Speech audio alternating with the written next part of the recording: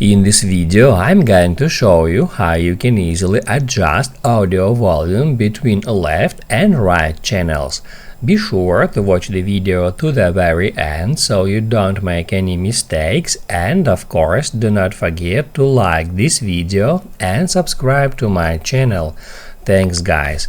So let's get started, and first off, head over to settings, then scroll down until you find accessibility, and then scroll down again and tap at audio visual.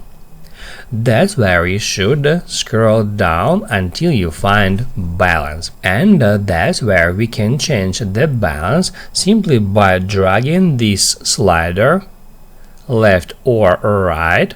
And let's say if you got some issues with your right channel, you might want to increase the volume level for that channel, so you can just drag it right in that way.